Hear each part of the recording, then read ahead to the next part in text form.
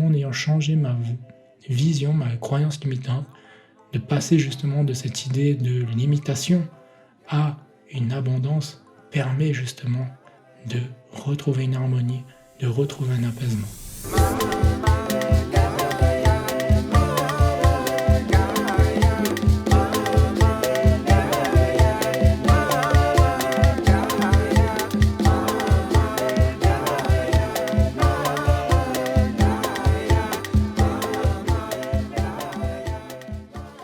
Salut et bienvenue sur le podcast Harmoniser sa vie. Je suis Gaël Salési, créateur du mouvement Harmonisateur de vie. Mon but, permettre à chacun de ramener de l'harmonie dans sa vie en osant être pleinement soi et se libérer de tous les masques qui freinent son épanouissement. Je crois fortement que le monde sera en paix et en harmonie lorsque chaque être humain vivra en incarnant son véritable soi. Le mouvement Harmonisateur de vie a donc pour but d'aider toutes les personnes qui aujourd'hui sont conscientes qu'elles sont sur Terre pour une raison précise et qui souhaitent se mettre en accord avec cette destinée. J'ai donc créé le podcast Harmoniser sa vie, dans lequel je partage les concepts clés en développement personnel et spirituel pour vous permettre de faciliter cette transition. Aujourd'hui, je vais vous parler un peu plus en détail de comment une croyance limitante peut freiner notre vie. Pour cela, je vais me baser un petit peu sur une de mes croyances et vous parler un petit peu de mon expérience personnelle, justement pour vous expliquer l'ampleur que cela peut prendre et comment le simple fait de modifier une croyance dans sa tête peut totalement changer notre vie. Donc, pour cela, je vais partir d'un principe tout simple, d'accord ? Je vais vous expliquer la croyance limitante que j'avais à un moment dans ma tête et je vais vous expliquer derrière par quoi je l'ai remplacée et comment le fait de remplacer cette croyance a modifié ma vie. Donc, cette croyance, c'était que pour moi, avant, pour que quelque chose ait de la valeur, c'est-à-dire pour ce que moi je fais pour que ça ait de la valeur, il faut que ça soit difficile. D'où est-ce que ça me venait en gros cette idée ? Eh bien, comme dans un des épisodes, j'expliquais où j'avais un gros besoin en quelque sorte, moi, de pouvoir prouver à mon père ma valeur, si je peux dire, parce que j'avais besoin justement d'attirer l'attention de mon père et faire en sorte qu'il me donne de l'amour. Parce que j'avais cette sensation de ne pas être aimé par mon père.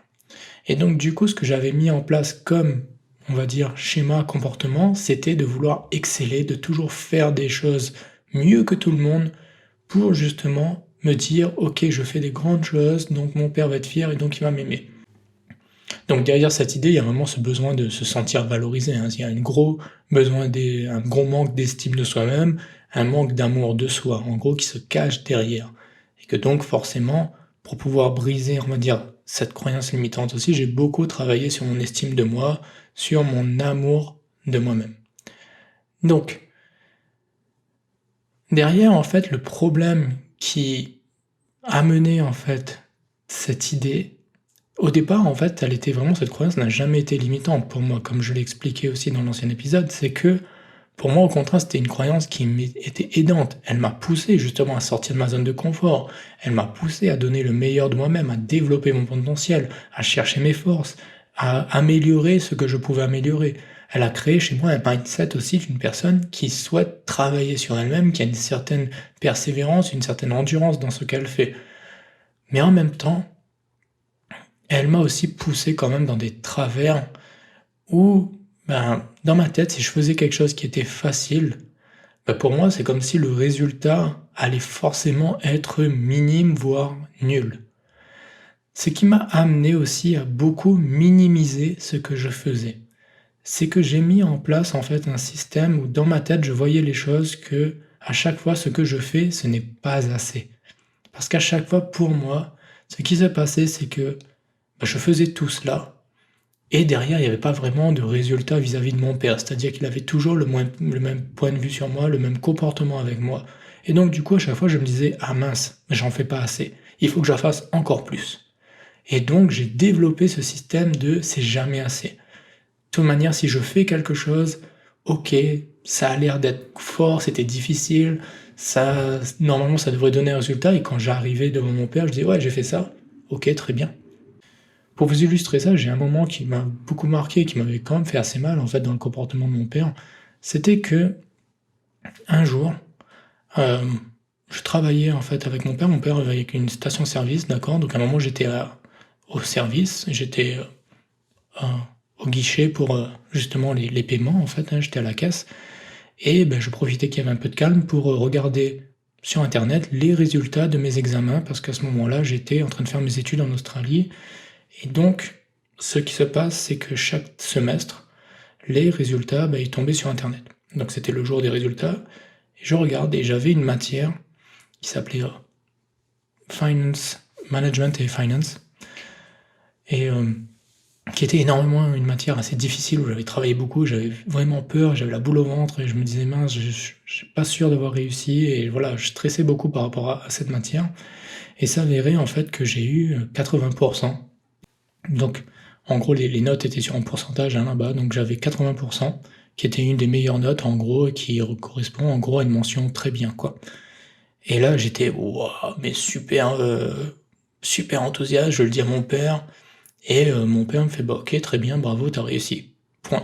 Tout simplement, ça, sans vraiment réellement de autant d'enthousiasme.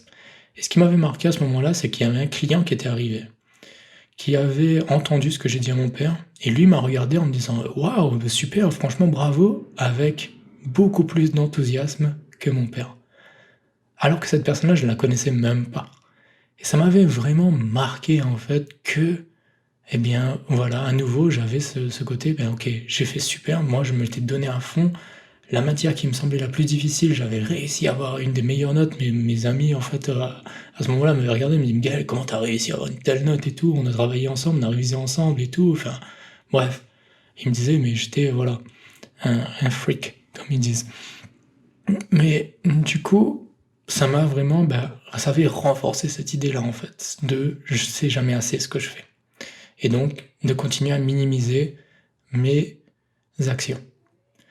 Donc, ce problème-là a fait en gros aussi a créé chez moi deux choses.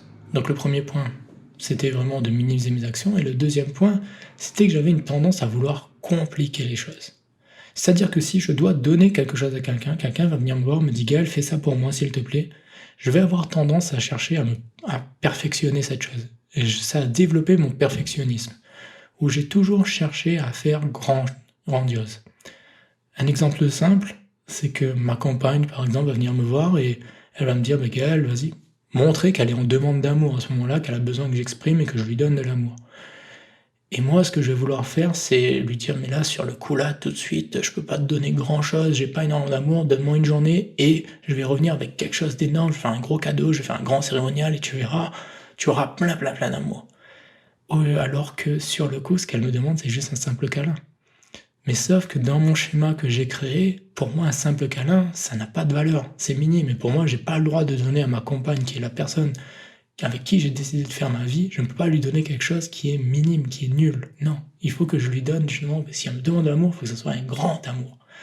Du coup, ça m'a donné une espèce de perspective qui était vraiment sur, ok, la notion de valeur, de comparaison, de hiérarchisation des choses. Et tout ça m'a amené vraiment à développer un autre point qui était de ne pas accepter les remerciements. C'est-à-dire qu'à chaque fois que quelqu'un me disait mais merci Gaël pour ce que tu as fait, j'étais là mais non c'est rien. Et cette phrase-là était automatique. Et je le dis d'ailleurs encore. Il y a des moments où les gens viennent me voir et me disent mais Gaël merci pour ce que tu as fait. Et je leur dis mais j'ai rien fait. En minimisant à nouveau ce que je fais. Et cette phrase-là, peut-être que vous allez vous reconnaître parce que dans le métier du bien-être, je me rends compte que beaucoup de personnes, en fait, ont ce schéma-là aussi, c'est-à-dire de minimiser ce qu'ils font, que quand ils ont aidé une personne, ils ont permis à une personne d'aller mieux, que la personne leur dit merci, ils vont dire non, c'est rien. Non, ce n'est pas rien, en fait. Et là-dedans, ça m'amène justement à un moment à avoir questionné tout cela. Parce que cette notion de me dire c'est rien ce que je fais, donc en gros, c'est comme si je me disais ça n'a pas de valeur ce que je donne. Eh bien forcément, imaginez-vous comme si dans toutes les situations où vous faites quelque chose, vous allez donner un cadeau, vous allez donner quelque chose à quelqu'un, Vous arrivez devant cette personne, elle n'a même pas encore ouvert le cadeau, que vous lui dites: «Non mais tu sais, là je te donne le cadeau, mais ça n'a aucune valeur, hein, ce truc-là, ça vaut rien du tout, hein», et que vous briefez la personne comme ça à chaque fois. Eh bien, en gros, ce que je faisais dans ma vie entière, c'est que je passais mon temps à faire cela. C'est-à-dire que dans mon comportement, dans mon attitude, dans ma manière de parler, c'est ce que les gens pouvaient ressentir. Qu'à chaque fois que je leur donnais quelque chose qui, pour moi, dans ma tête, n'avait aucune valeur, qui m'a pas demandé du temps de travail, qui m'a pas demandé de justement faire des efforts pour réaliser cette chose, je disais c'est rien et je me comportais comme si j'ai rien fait.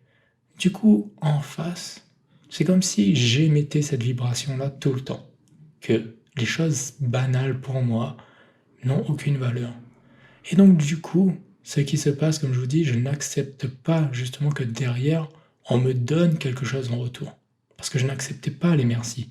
Je n'acceptais pas, je ne voulais pas recevoir. Et donc forcément, qu'est-ce qui se passe? La loi de résonance fait que la vie ne me fait pas de cadeau. La vie derrière ne va pas me donner quoi que ce soit. Je ne vais rien recevoir en retour parce que derrière, je me dis que je donne rien. C'est comme si je suis en train de dire: «OK, je donne des choses», mais non, je ne donne pas en fait. Parce que dans ma tête, ça n'a pas de valeur. Donc je ne vais pas recevoir des choses qui, pour moi, dans ma tête aussi, ont de la valeur. Ce que je vais recevoir, pour moi, n'aura pas de valeur. Donc ça crée quand même un schéma où quand on est, par exemple, entrepreneur, il faut se dire: c'est une croyance limitante qui limite au niveau de l'argent aussi. Il y a vraiment cette notion de, eh bien derrière, on ne va pas recevoir d'argent, on ne va pas être payé pour ce qu'on fait. On va pas justement avoir de demande de clients, on va pas être dans l'abondance en quelque sorte. Parce que justement, on crée psychologiquement, on crée dans son schéma mental cette croyance que de toute manière, ce qu'on donne n'a pas de valeur. Donc pourquoi les gens paieraient pour pour avoir quelque chose qui n'a pas de valeur? Et ça, vous voyez ce schéma-là, comme je vous dis, la simple pensée, d'accord? Dans ma tête qui était cette croyance limitante-là, à la base, hein, elle est: pour avoir de la valeur, ça doit être difficile. Si je fais des choses qui sont faciles, ça veut dire que ça n'a pas de valeur. Cette croyance limitante-là, cette idée-là, comme je vous expliquais, comment elle s'est créée dans ma tête et tout, vous voyez la conséquence qu'elle a? Elle a la conséquence qu'en gros, ça faisait de moi un entrepreneur qui galérait, qui n'avait pas d'argent. Parce que, justement, j'avais cette vision-là. Elle a saboté en quelque sorte, j'avais tendance à saboter ma vie. Lorsque j'ai pu prendre conscience de cela, forcément le travail que j'ai pu faire, ça a été justement de remplacer cette notion. Par quoi aussi, ce qui est important quand on travaille sur une croyance limitante, c'est surtout de savoir par quoi on la remplace. C'est très bien de casser une croyance limitante, de l'enlever. Mais comme on dit, la nature a horreur du vide. Enlever quelque chose, il faut que quelque chose prenne la place. Et si vous ne décidez pas qu'est-ce qui va prendre la place, c'est la nature qui va s'en charger, c'est quelque chose d'extérieur, bien une autre personne qui va se charger de mettre une idée à la place. Et bien ce que j'ai décidé de faire, c'est tout simplement d'enlever cette notion de hiérarchisation, cette notion de valeur en fait. Juste de me dire, c'est pas important, c'est pas ça qui est important, c'est pas de se dire ce que je fais a de la valeur ou pas. C'est juste quelle est l'intention que je mets sur ce que je veux. En gros, la seule chose que je me dis, c'est ce que je fais contribuera forcément positivement. Voilà tout simplement ce que je dois faire. Ce n'est pas de chercher est-ce que c'est difficile ou c'est facile. C'est juste de me dire, lorsque je fais quelque chose, j'apporte un bienfait. Qu'importe ce que je fais. Toutes mes actions sont bienveillantes. Toutes mes actions sont bénéfiques à l'humanité. Chaque chose, chaque action que je vais mettre en place apporte un bénéfice. On s'en fiche si c'est grand, si c'est petit. Chaque chose apporte un bénéfice. Point. C'est tout. Et dans cette idée, si on regarde bien, qu'est-ce qui sous-entend derrière aussi? Si vous imaginez que toute action apporte un bénéfice, ça veut dire que toute chose est présente en abondance dans le monde. Parce que des actions, des pensées, des émotions sont émises toutes les secondes, voire toutes les millisecondes. Il y en a dans le monde. Et donc du coup, si vous dites que chacune de ces choses-là crée du positif, ça veut dire que le positif est présent en abondance dans notre monde.